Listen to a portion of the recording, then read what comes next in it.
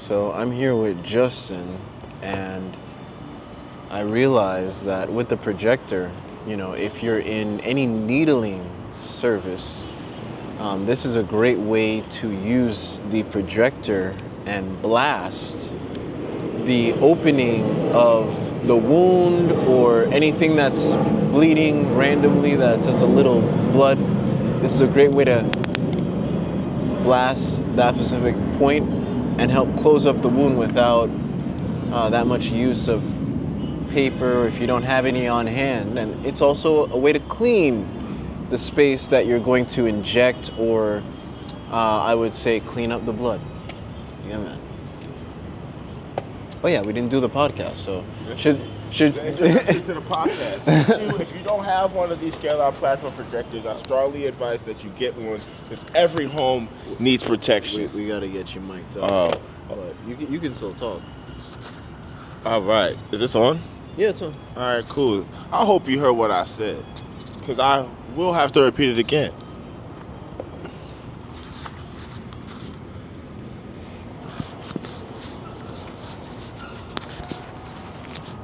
Let me double check.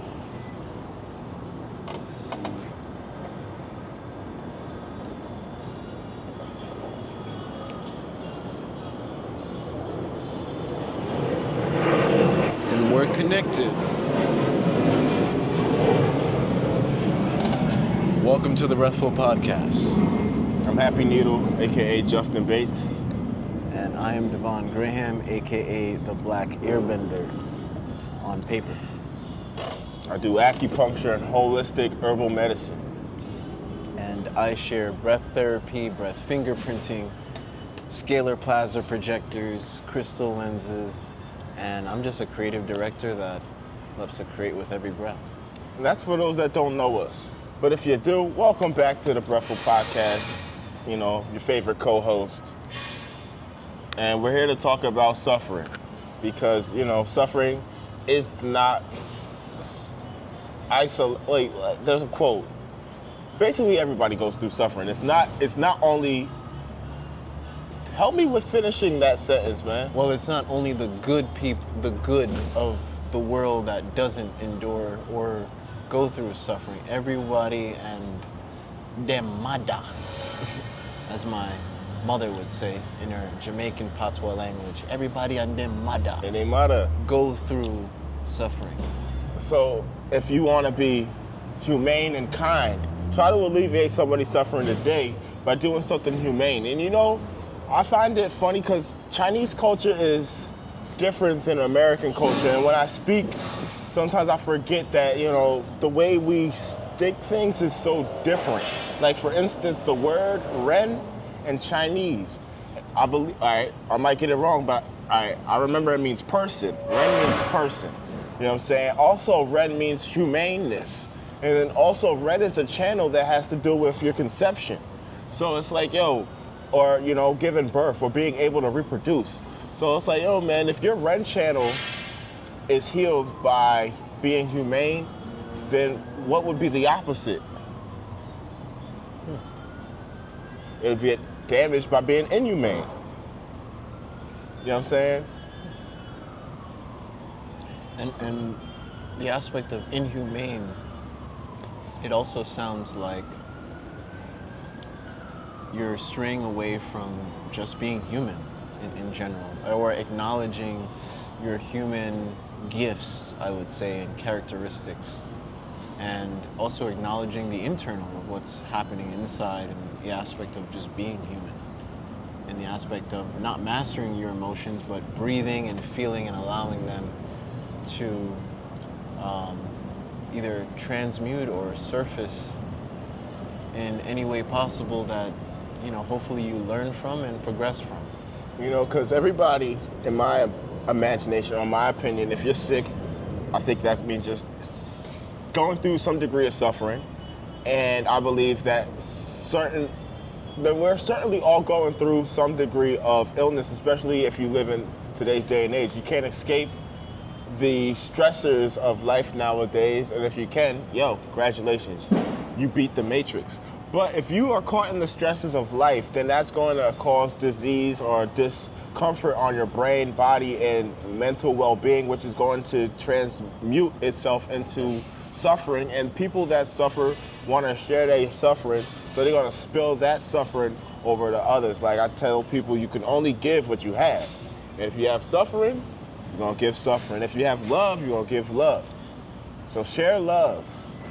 So I noticed there's a lot of disassociating or a lot of words with like dis-ease, disharmony, discomfort, you know? So when I see that, it's also like a separation from self. And it's also like being honest with yourself, because, you know, we now see that when you talk to your body, your body listens. There's actually some crazy studies happening as we speak where, you know, they're putting isolated people where they're just talking to their bodies, and the bodies are actually responding, because this human intelligence is a lot more intelligent than what another human can ever tell you, honestly.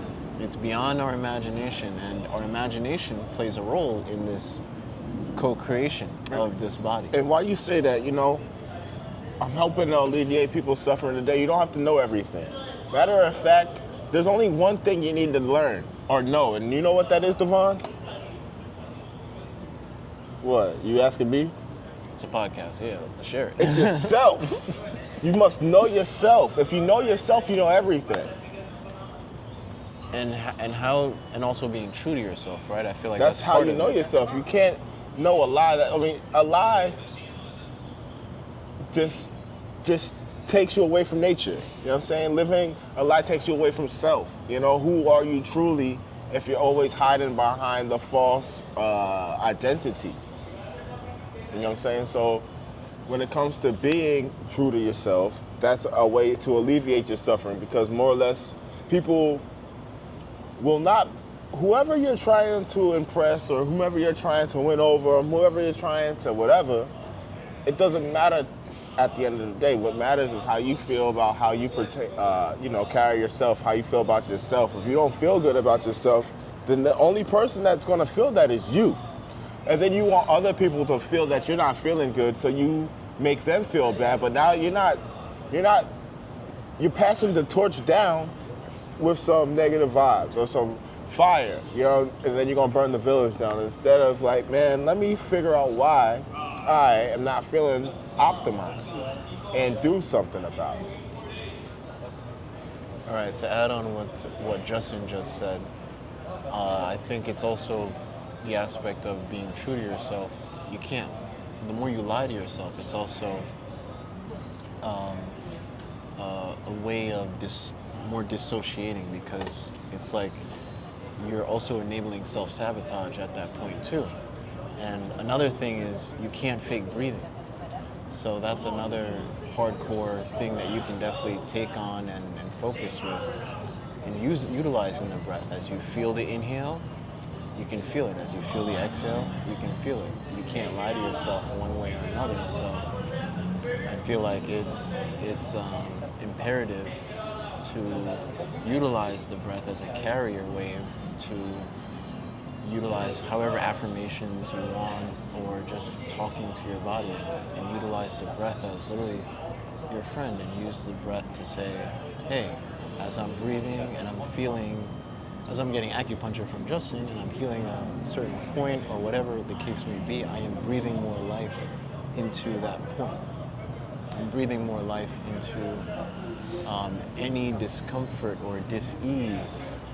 I'm breathing more life in terms of the cure or the internal intelligence to handle it beyond your imagination. And that's key word to add, beyond imagination, because it's the external ideologies and dogma that constricts our bodies also in a certain way, because we allow the external to have so much weight in the aspect of stress on us. So to alleviate that weight is to also have a certain deep connection to the childlike essence and mind that allows that child to be more malleable and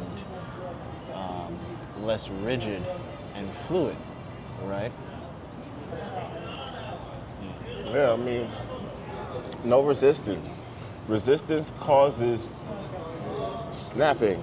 If you snap, it's hard to, get back into place without having previous damage. A lot of people are afraid of acupuncture, so they say. And I'm like, why are you afraid? Most people say they're afraid of pain. And I think to myself, if you're already in pain, how, like, you know what I'm saying? Like, you know pain. You can identify what pain is. Like, I would think a more accurate question is this pain worth going through? Like, and then even that painful. Like, if people go to the gym and tear their muscles up, go through ice baths and freeze their booties off, go to the sauna and sweat their asses off, what's the problem with getting a stick to alleviate tension? You know what I'm saying? So it's like, you can't get something for nothing. You have to go through what they call is the hero's journey. You know what I'm saying? Like Luke Skywalker, he didn't born with the lightsaber. He was in the sand dunes first, then he had to fly on a plane, and then he had to get his mentor taken from him, and then he got his first weapon. You know what I'm saying? It's like you gotta go through certain things to earn the knowledge or the awareness of, okay, I'm not taking this route because I'm not going back to an ill state of health, or I'm not going into a state of suffering.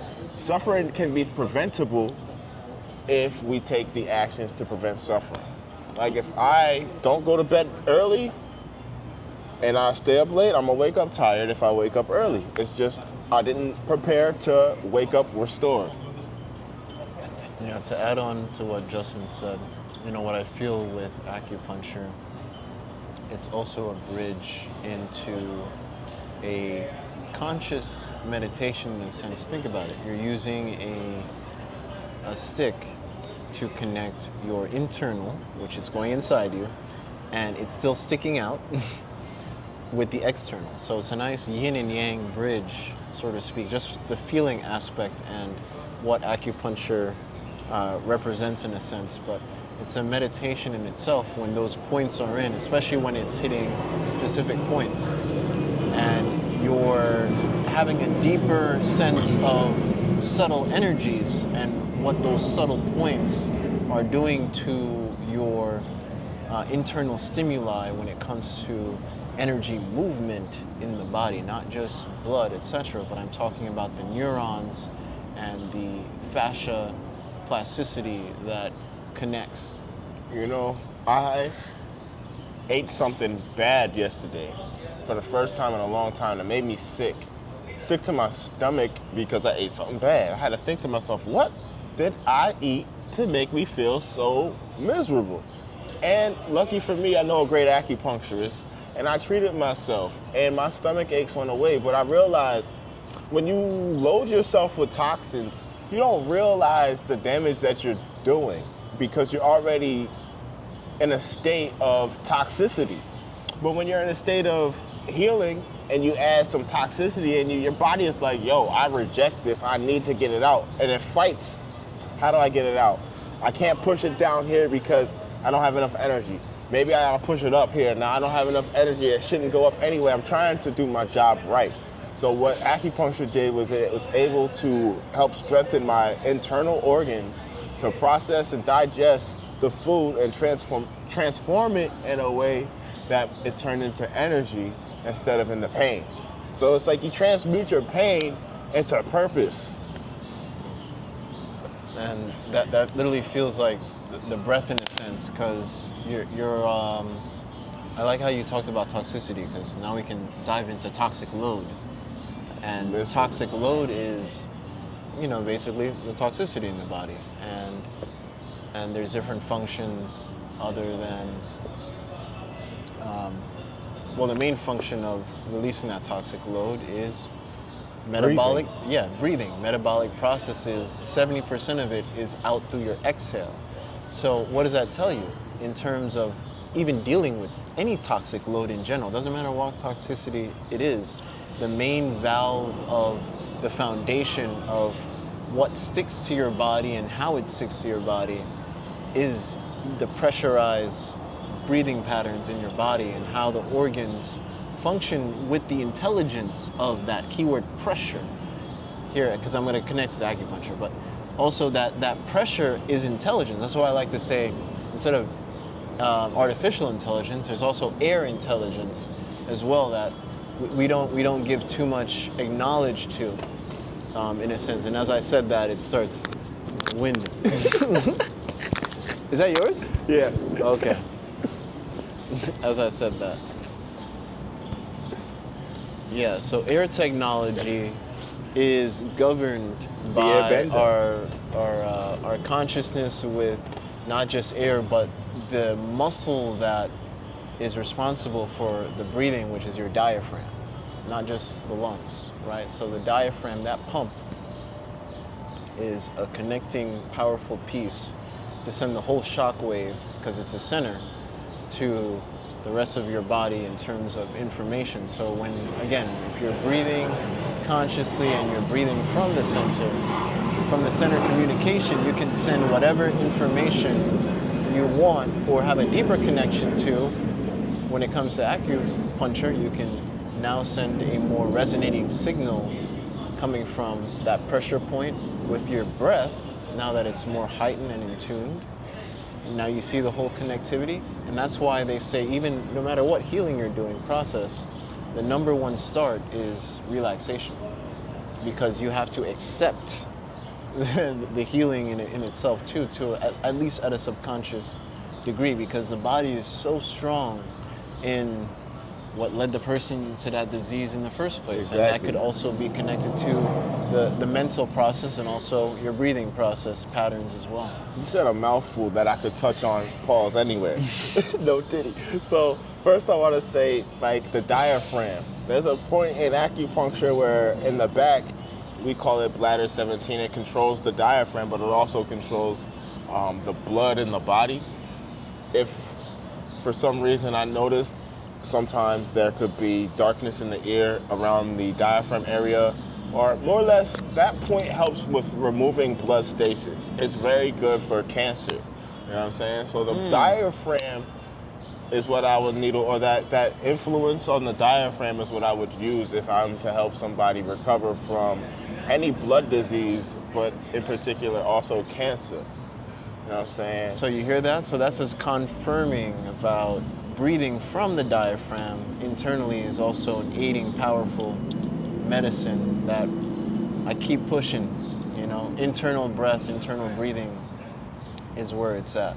If you're not breathing with your diaphragm, you're not pushing that blood. If you're not pushing that blood, the blood gets stuck. If the blood gets stuck, it doesn't get no exercise.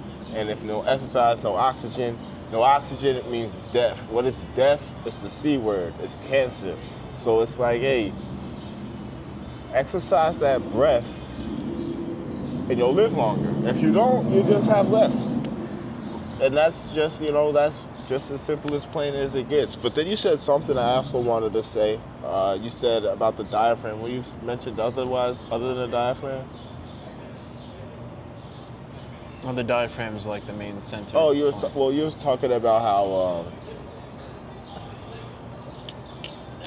Anyhow, diaphragm is really good to get rid of blood diseases, your high blood pressure, your cancers, even skin diseases. You know what I'm saying? You gotta breathe. In Chinese medicine, if you have a skin disease, it's related to your blood and it's related to the wind, because wind makes the leaves rustle, and that will create stirring of heat in the body, which will then dry up the blood, which will then create dryness of the skin, or dryness of the skin we can go with, and then that will cause dryness of the large intestines, which will then cause constipation.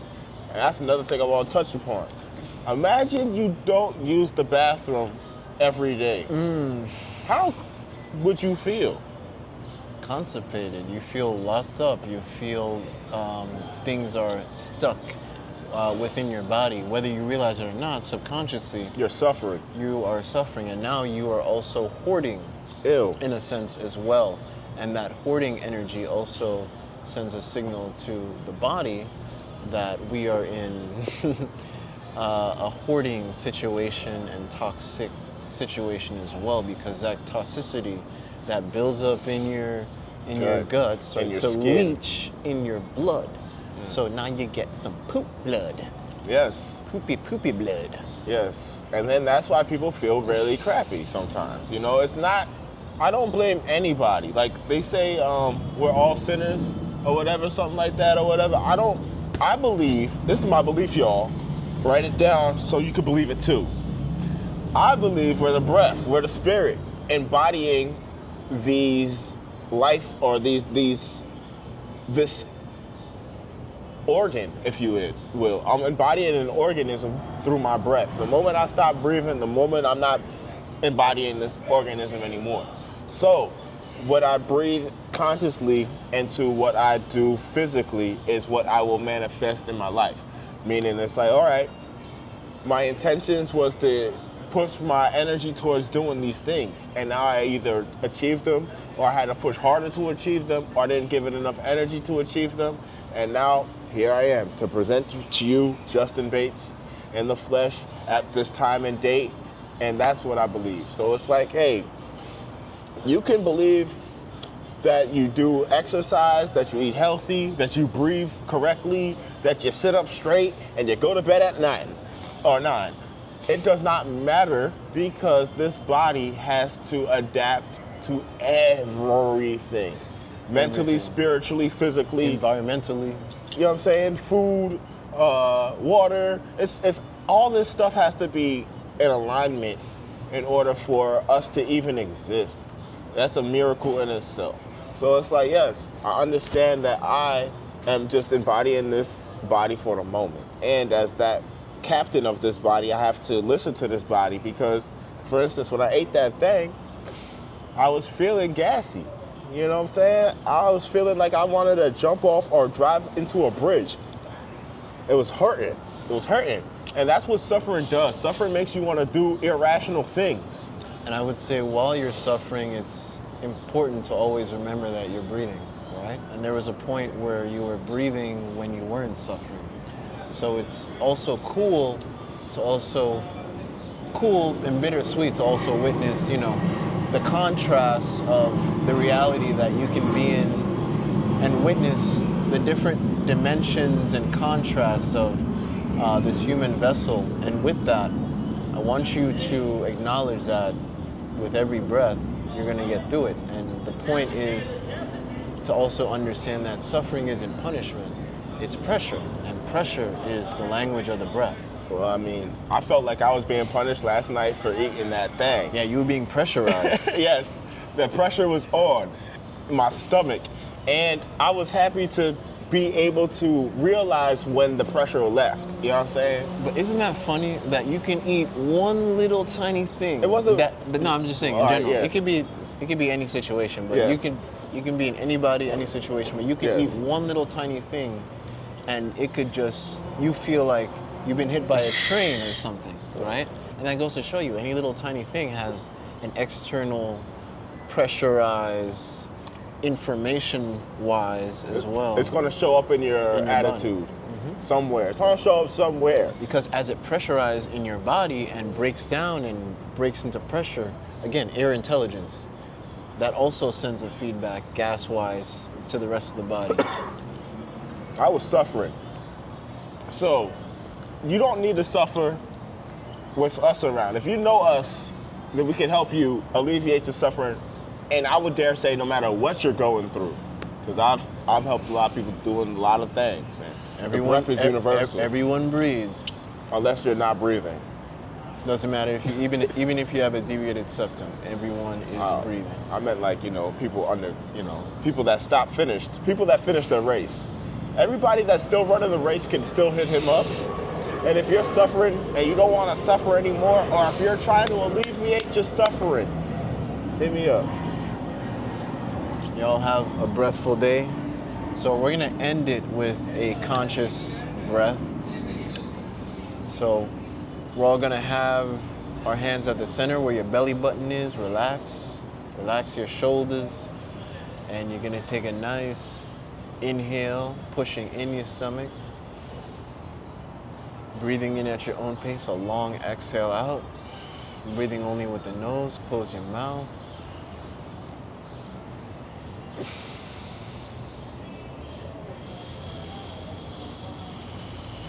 And start to slow down your exhale as you go out.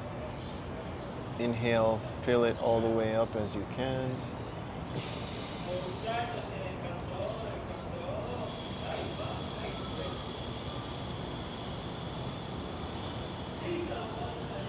Long, slow exhale. This should be longer than your inhales. And now moving forward, I want you to hum.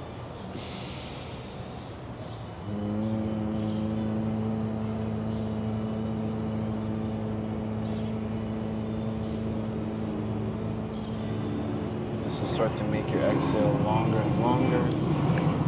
Humming, breathing only with the nose.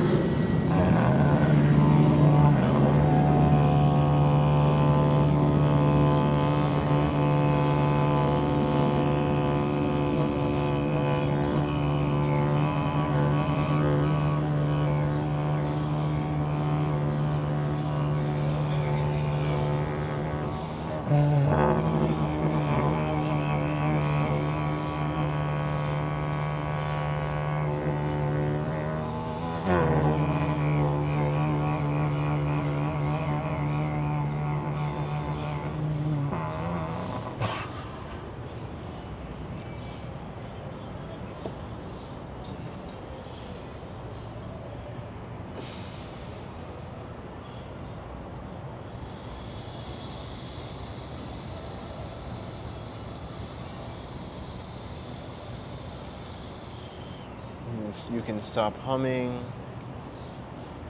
still breathing only with the nose. Start to swallow your saliva.